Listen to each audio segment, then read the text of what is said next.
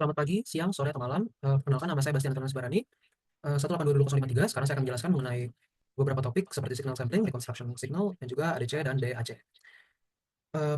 Pertama saya akan mulai dengan menjelaskan mengenai signal sampling, di mana signal sampling tersebut adalah mengubah suatu sinyal yang continuous menjadi sinyal yang discrete. Contohnya kita memiliki suatu sinyal di sini, sebut saja di sini message signal dengan fungsi MT, di mana message signal ini adalah sinyal yang analog dan continuous. Lalu kita juga asumsikan bahwa MT atau sinyal tadi, message signal tadi, adalah sinyal yang bandlimited, di mana spektrum dari sinyal tersebut bukan bernilai 0, namun hanya di range frekuensi yang kecil. Kita bisa gambarkan di Fourier transform di sini, di mana sinyal tersebut frekuensinya tidak akan bernilai 0, hanya di range nilai yang kecil. Dan semua di sini akan bernilai 0. Lalu setelah kita mendapatkan MT, kita juga memiliki GT, fungsi GT, di mana GT adalah rangkaian impuls periodik dengan periode T. Ini anak-anak atas ini adalah impuls-impuls, dan GT adalah rangkaian dari impuls-impuls tersebut. Kita harus tahu di sini bahwa omega sama dengan 2 pi per T. Lalu impuls sendiri memiliki 3 sifat. Pertama yaitu adalah direct delta dari T akan bernilai 0 ketika T tidak sama dengan 0. Namun akan bernilai infinitif atau sangat besar atau bahkan tidak terdefinisi ketika T sama dengan 0. Ini berarti ketika T sama dengan 0, maka direct delta T akan bernilai sesuatu, bahkan sangat besar, bahkan sampai tidak terdefinisi. Namun ketika T tidak sama dengan 0, maka direct delta T tersebut tidak akan bernilai apa-apa atau sama dengan 0. Ini akan membantu kita nanti ketika kita sampling, menentukan titik sampling di mana semuanya akan bernilai 0, namun satu akan bernilai sangat besar. Lalu walaupun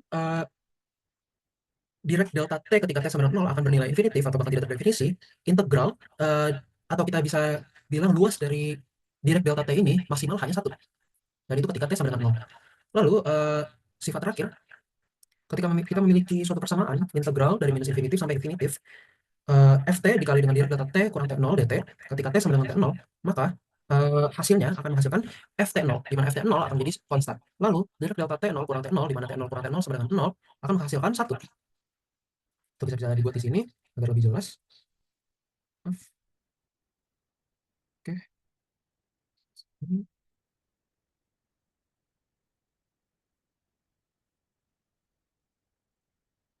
Karena ini akan menjadi konstan Ft0-nya, maka kita bisa kita pindahkan keluar. Lalu minus infinitif sampai infinitif, ya delta 0 dt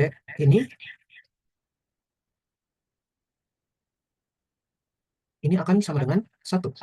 Lalu maka akan menghasilkan Ft0 saja. Baik, sekarang kita memiliki GT dan juga MT, di mana MT adalah message signal yang continuous, lalu kita punya impuls, rangkaian impuls yang disimpan di dalam fungsi GT. Sekarang kita memiliki ST, di mana ST itu adalah sampling signal. Di sini adalah di mana penggabungan antara sampling signal tersebut dan juga GT, di mana GT adalah rangkaian impuls. Nah, untuk mendapatkan titik-titik sampling itu ada 2 pendekatan, yaitu dengan pendekatan perkalian dan juga pendekatan konvolusi. Pendekatan konvolusi adalah hasil konvolusi, maka ST merupakan hasil konvolusi dari MT dan juga GT. Lalu di sini adalah penurunan dari rumusnya, akhirnya akan didapatkan hasil persamaan ST sama dengan integral atau sum. Kita bisa sebut juga itu sebagai integral dari minus infinitif sampai infinitif dari MNT direct delta T kurang NT. Kenapa dari sini bisa sampai sini?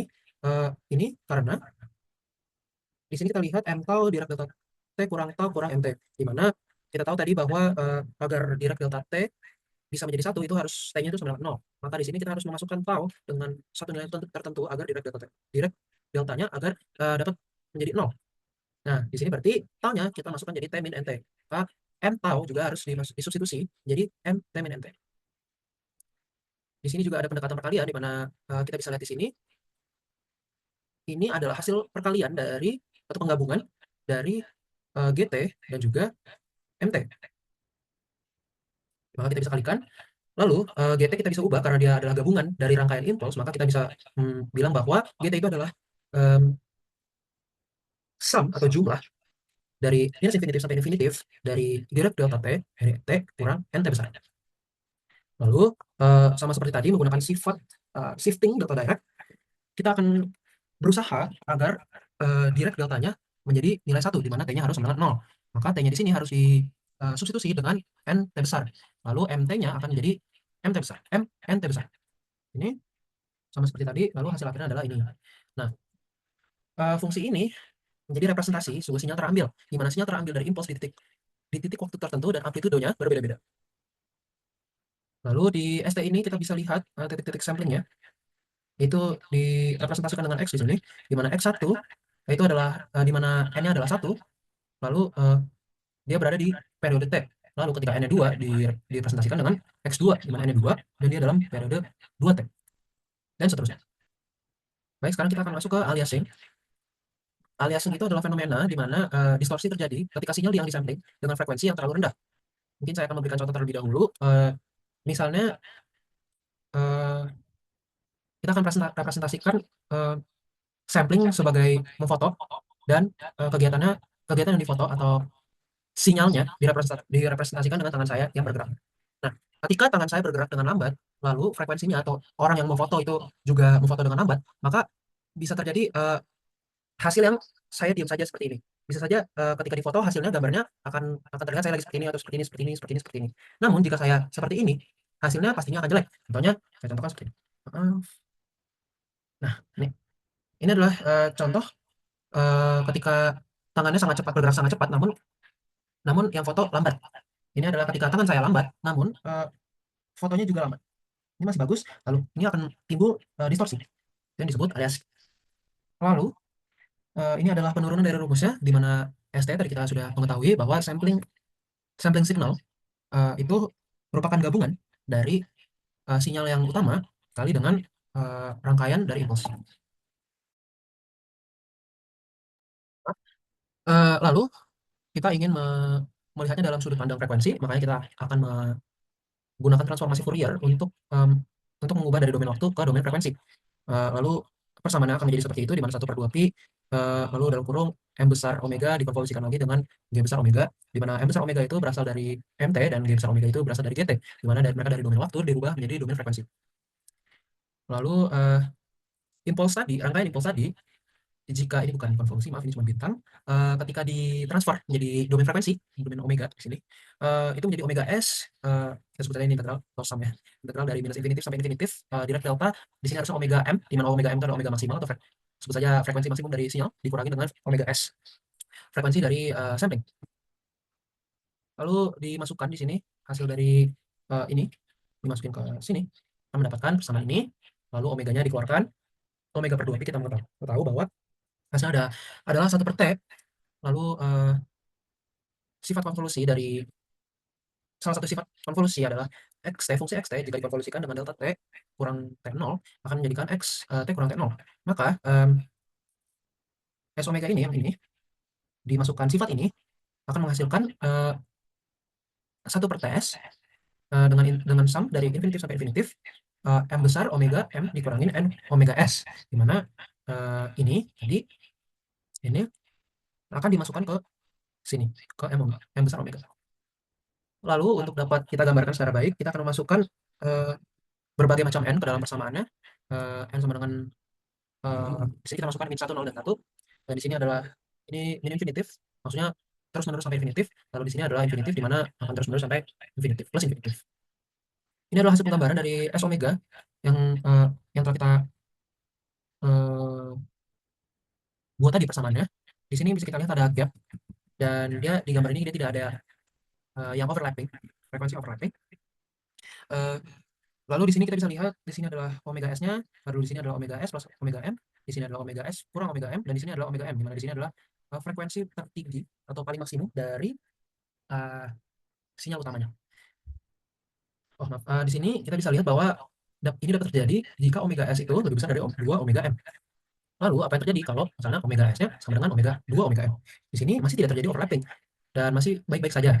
Nah, yang jadi masalah adalah ketika omega S-nya lebih kecil dari 2 omega M. Di sini kita bisa lihat yang di arsir merah di sini akan menimbulkan lipat, di mana ketika ini terjadi akan terjadi aliasing dan sinyal utama tersebut tidak akan disampling dengan baik, akan terjadi distorsi dan kehilangan informasi. Dan juga ketika direkonstruksi nanti tidak akan terrekonstruksi dengan baik lagi. Ketika dari digital ke analog itu tidak akan terrekonstruksi dengan baik. Jadi kita bisa simpulkan bahwa Nyquist rate itu adalah omega S harus lebih besar sama dengan 2 omega M, di mana omega itu adalah 2 pi f, maka kita bisa coret 2pi dengan 4pi, maka hasilnya adalah Fs harus lebih besar sama dengan 2Fm. Dimana Fs adalah frekuensi dari sampling, dan Fm adalah frekuensi maksimal dari sinyal. Baik, sekarang kita akan masuk ke rekonstruksi. Ini, uh, ini masih memakai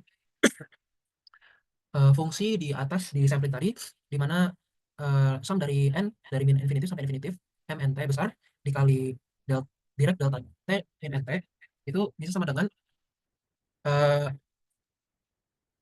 mnt-nya ini, mnt besar, bisa disamakan dengan xn, di mana xn ini merupakan titik spesifik di mana sebuah sinyal tersebut akan di sampling, titik-titik merah, titik-titik merah ini.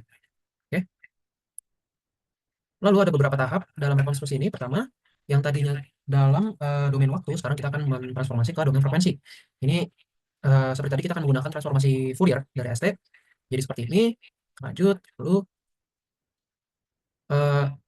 ini adalah Fourier untuk rangkaian impuls dengan M omega sebagai spektrum frekuensi dari sinyal asli MT. Tadi kita sudah melihat, ini omega S 2pi per T, kita juga sudah melihat tadi frekuensi sampling dengan dalam radian per detik, dan K itu juga adalah indeks integer dari minus infinitif sampai plus infinitif. Lalu setelah kita transformasi Fourier untuk mengubah dari domain waktu ke domain frekuensi, kita rekonstruksi dengan filter low pass ideal. Nah, ini tuh kita representasikan dengan H omega, di mana H omega akan bernilai T ketika omega lebih kecil dari pi per T, dan akan bernilai 0 ketika omega lebih besar sama dengan 2 pi per T. Lalu di sini omega kita bisa gambarkan di sini, ini adalah apa yang bilang seperti batasan di mana nanti sinyal-sinyal tersebut akan difilter. Jadi akan ada batasan, dan itu dibatasi dengan omega minus omega c sampai omega c. Dengan omega c di sini adalah pi per T. Lalu spektrum frekuensi sinyal terrekonstruksi itu dapat direpresentasikan dengan X besar omega sama dengan S besar omega dikali dengan H besar omega. Lalu karena sinyal asli MT band limited, tadi kita tahu bahwa spektrum dari sinyalnya itu bernilai bukan 0, hanya di range tertentu yang tadi. Itu maka X besar omega sama dengan M besar omega, di mana spektrum sinyal terrekonstruksi sama dengan spektrum sinyal asli. Lalu ketiga, misalnya kita akan transformasi lagi ke domain waktu, maka kita akan menggunakan transformasi Fourier inverse dari X besar omega. Ini menggunakan fungsi sync ya, untuk mengubah dari digital ke analog lagi. Lalu ini adalah penurunan rumusnya. Di domain waktu proses rekonstruksi adalah konvolusi, maka dari X omega besar tadi kita ingin mengubah jadi X kecil dengan domain waktu, maka ST kecil dikonvolusi dengan HT kecil. Ini yang terakhir adalah penurunan rumus rekonstruksi. Nah, ini yang tadi bagaimana caranya mendapatkan XT kembali. Lalu ya, ini adalah penggunaan fungsi sync tadi untuk mendapatkan persamaan yang sama dengan dari analog ke digital, lalu digital ke analog lagi. Baik, sekarang kita akan masuk ke ADC dan DAC. ADC adalah analog to digital converter, sedangkan DAC adalah digital to analog converter, di mana sinyal yang analog itu biasanya susah diproses, susah disimpan, dan juga rentan terhadap suara. Lalu untuk DAC, kenapa sih sebenarnya analog itu butuh untuk di convert gitu ke digital? Karena sinyal digital itu mudah diproses, mudah disimpan, dan juga tidak rentan terhadap suara. Ini adalah contohnya di kehidupan sehari-hari. Contohnya adalah ketika kita misalnya menelpon orang lain atau merekam suara, maaf. Ini adalah orang yang berbicara di HP-nya akan mengeluarkan sinyal analog, di mana sebenarnya fun fact saja ini, kalau misalnya yang alami itu adalah sinyal analog dan digital itu adalah sudah buatan atau sudah terrekayasa. Lalu suara tersebut akan diterima oleh HP, lalu diproses dengan ADC, maka sinyal tersebut akan menjadi sinyal digital. Lalu sinyal digital tersebut akan diterima oleh transmitter. Dari sini direpresentasikan dengan TX, lalu TX akan mengirimkan sinyal digital tersebut ke receiver atau RX. Nah, receiver ini masih menerima sinyal dalam bentuk digital. Lalu sinyal digital ini akan dimasukkan lagi ke DAC agar DAC ini mengkonversi sinyal digital tadi menjadi sinyal analog. Lalu HP dengan speakernya akan mengeluarkan sinyal analog agar dapat dimengerti oleh manusia. Ya, ini adalah proses dari ADC itu sendiri. Pertama itu adalah sampling, lalu ada kuantisasi, dan juga encoding. Di sampling tadi kita mengetahui agar sinyal analog yang continuous dapat kita digitalisasi agar menjadi discrete. Lalu untuk kuantisasi, itu adalah sebenarnya simpelnya itu adalah floor. Misalnya kita mempunyai nilai desimal 3,5, 3,4, kita bisa mengetahui sinyal, kita bisa mengkuantisasikan nilai discrete tertentu. Misalnya 3,4 menjadi 3, misalnya 3,7 menjadi 4, seperti itu. Lalu terakhir itu adalah encoding, di mana nilai kuantisasi yang kita miliki tadi dari proses kuantisasi akan kita encoding menjadi biner atau agar bisa dimengerti oleh komputer. Maka kita harus digitalisasi. Baik, di sini adalah proses kuantisasi itu sendiri. Ini adalah rumusnya, di mana Xn itu kita ketahui bahwa Xn itu sama dengan M NT. Lalu kuantisasi dari nilai kuantisasi dari titik-titik diskrit dari sinyal sampling tersebut itu kita sama dengan Q besar dari fungsi Xn, di mana Q ini adalah operator pemetaan nilai input ke nilai diskrit terdekat. Error kuantisasi ini bisa eh, kita hitung dengan rumus ini. EQN sama dengan XQN dikurangi XN. Di mana XQN tadi adalah rumus dari kuantisasi dan XN adalah titik diskrit itu sendiri yang belum dikuantisasi. Oke. Ini adalah contohnya. Ini mungkin bisa kita gabung juga dengan encoding, rasa kuantisasi dan encoding.